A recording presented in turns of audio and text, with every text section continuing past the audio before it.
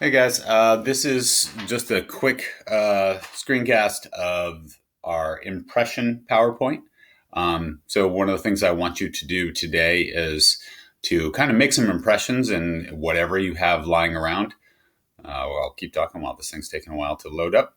Um, Whatever that is fine.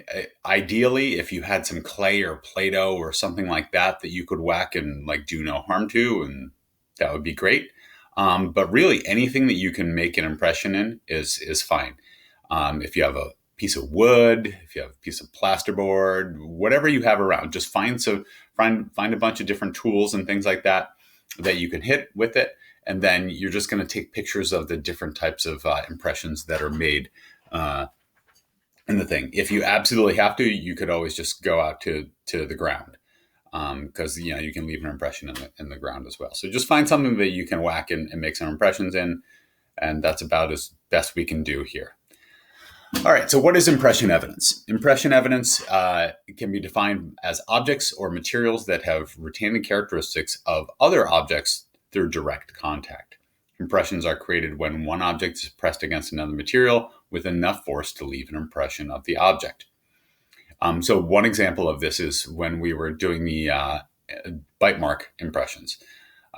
So it gives you the up in the top right, that gives you, a nice cast there. So shoe prints, tool marks, tire tracks, bite marks, and marks on a fired bullet are several examples of impression evidence. And really, in this class, we were supposed to do a lot of these things, and that's what a lot of our labs were supposed to be. We were supposed to do the footprint. We were supposed to do the tire track, things like that. So, unfortunately, in our current situation, that's not going to happen.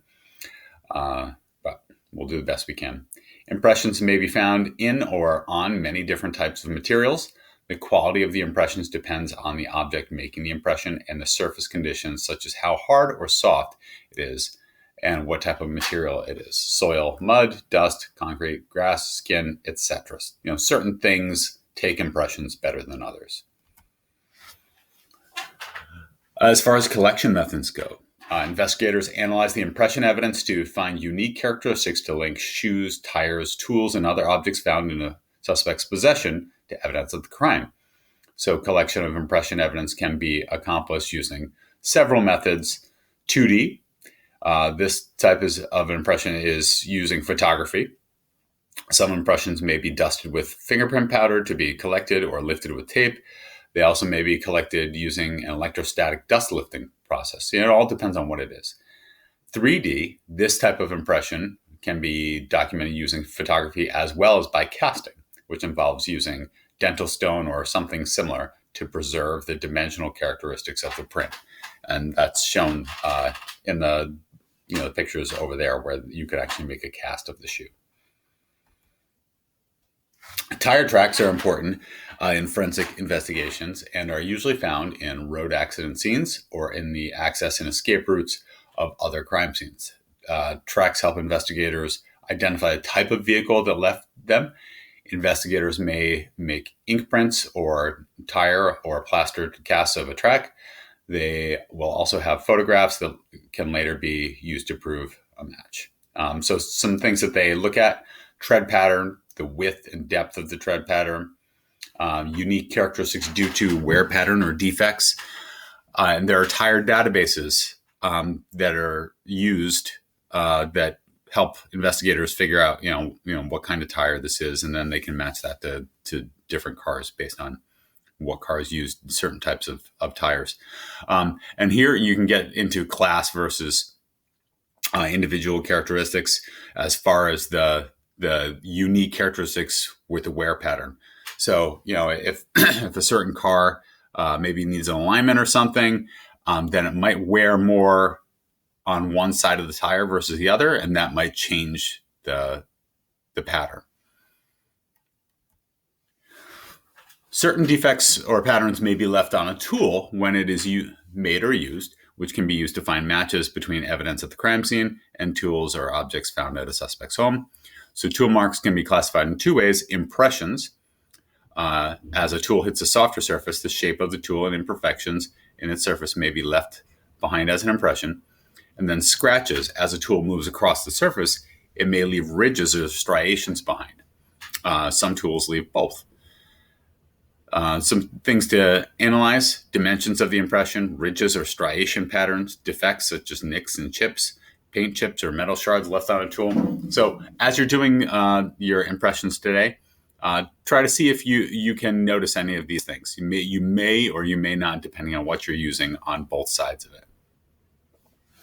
And shoe print evidence. Investigators can analyze a shoe print to determine its class or type of brand of shoe. They will also look for individual characteristics such as wear patterns and specific damages or defects. Databases of shoe prints are available for investigators to help them determine the brand of shoe to provide leads for a case. Depending on the quality of the impression, investigators may be able to determine a person's speed, walking versus running, as well as estimate the size of the person based on the impression depth. That would also be determined by how moist or the soil characteristics too. Features to analyze would be tread patterns, size and depth, wear patterns caused by the way a person walks, material defects or damage, nicks, cuts, etc., and other trace materials such as soil, tar, rocks, paint that would indicate where a person has been. And then bite mark evidence. Investigators can analyze bite marks. We've already kind of talked about this. To help them identify victims or suspects as well as to exclude others. Marks can be left on a victim's skin or other objects, such as styrofoam cups, gums, food, saliva, and blood may be left behind. They can be tested for DNA. Dental records, including x-rays, can also give useful information. So things we look at there: type of bite mark, whether it be human or animal, characteristics of the teeth, where they're positioned, dental work, wear patterns, etc., color of area to estimate how long ago the bite occurred. And then you can swab for bodily fluids or DNA tests. And that's it.